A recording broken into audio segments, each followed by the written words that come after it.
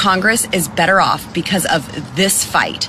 My colleagues and I are now truly empowered to do our jobs in the House of Representatives. The founders intended for every representative to have a voice for you, your voice heard in the people's house, not for just the power brokers to force horrible legislation that bankrupts our country. I'm optimistic we will be stronger, more united, and more effective than ever. Thank you so much for standing strong, being patient, and for all of your support. God bless y'all. Congresswoman Lauren Boebert from the great state of Colorado highlighting why the Never Kevins did what they did, why the Freedom Caucus pushed so hard, why it took so long. I think that's one of the things that the Democrats are most embarrassed about last week. They'll never admit it, but it was exposed as to what they've done to the institution and how Republicans are trying to return it to what's called regular order, i.e. the way the House functioned for over 200 years. To talk about that and its relationship to what's going on here in the state of Missouri, my next guest joins me now, Carla Grewe, citizen activist and frequent person who gets involved in a lot of these topics all over the Show Me State. Carla, good morning to you. Welcome to KWTO. Hi, Tim. How are ya? Doing I love great Lauren this morning, too. Doesn't yeah, she put it right there? I mean, right in the face. She does. So, Carla, first of all, let's talk about what happened last week, because I think that has been part of the inspiration for you and many others, even though you've been working on this, I know, for many months. But you must have been inspired by what you saw at the federal level. You know, Carla, all the detractors called it chaos. They called it a disaster.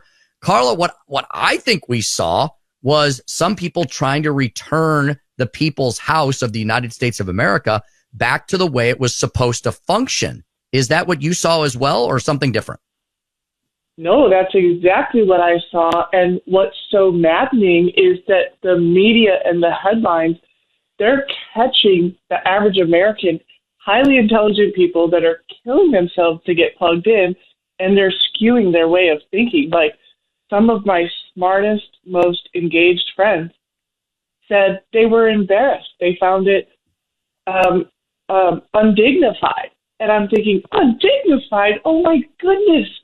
These people are fighting for our rights. They are fighting to turn it back the way it was supposed to be. And why elect a representative if they have no voice whatsoever to speak for you? If they didn't do that, my goodness, I don't know all the nuts and bolts, but surely to goodness, there's at least 7 serious concessions that they forced to happen. Yes. And many would argue. And we're right there. We're there in Missouri. I mean, yes, right here. And Carla, people, that never hits the media except for you, thank goodness.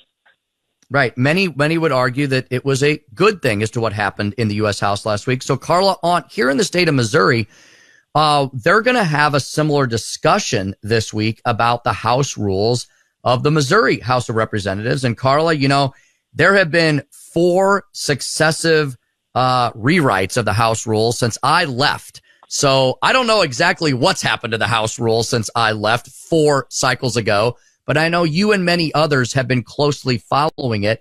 And I think your argument might be that there have been some things done to the House rules that need to be undone as well, that the power has been taken away from the people's representatives. That's exactly right. And so for 1 to 2 years, there's been a group of volunteers researching how did it start? What did the founders intend? And they've gotten all the way back to the mid-1800s, and it's so obvious that equal distribution back then, and now it has literally come. And Tim, you're right. In the last several years, that's where the big, maybe it's been a slow erosion of equal representation, but all of a sudden it's been an avalanche. And it is literally down to where one man, and honestly, this one man in this case, he's a good guy. He's smart. He's a dedicated dad. He's actually my representative. But just because I like him does not mean that one person should be controlling the entire House for our state. Why have 163 representatives if one guy gets to run the entire show? I mean, I bet you the average Missouri citizen has no idea that they are needed right now so badly to contact their representative and make sure that they know, hey, I elected you. I trusted you. I thought I need you to fight to be my voice. Don't acquiesce. Don't approve these new rules. So, I mean, most citizens have no idea that their representative could be up there 2 years, 4 years, 6 years, 8 years, and never once have a chance of getting a bill that is important to their 30,000 constituents to even get it heard, much less have a chance of getting it on the floor. People don't know that, but right now is a critical time. If citizens look up who their representative is and call the Capitol, call their cell phones, tell their friends to do the same thing. Let your representative know that you trust them, you care about them, and you want them to be your voice. It's Carla, I don't know how to explain it.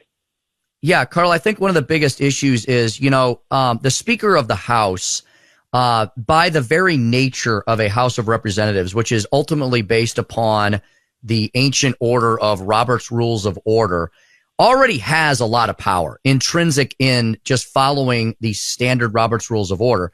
I think what's happened over the last few years is, and I think what your biggest complaint is, and for those of you who are examining this, and honestly, I'm concerned about this as well as a former speaker, is that you don't need to then make new rules that dictate what happens to every single bill every single step of the way, right? Like the outcome should not be predetermined before the session even begins, right? The People's House is supposed to be a loud, raucous place where lots of ideas are discussed, lots of bills are heard and passed, and then the Senate can be the cooling chamber. So we don't need to constrict the rules of the People's House in such a fashion as to the point where what I just said, the outcome is already determined before session hardly begins.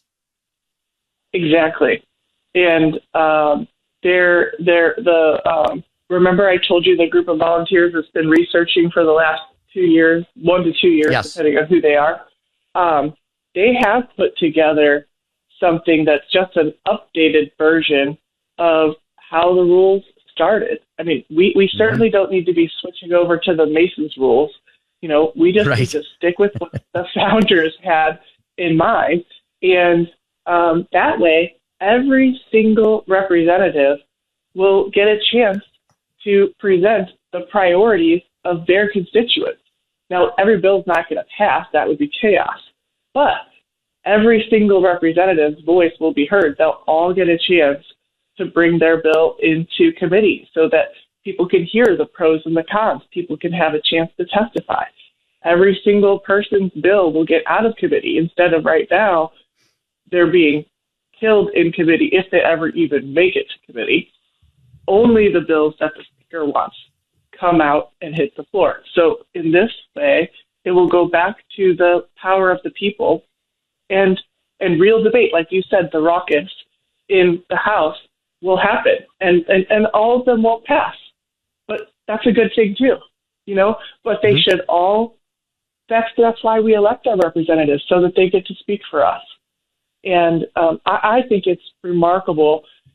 And there's also a lot of trickery involved in when things are going to happen. And I don't understand that because I'm just such a transparent type of person. And I also want to give a little,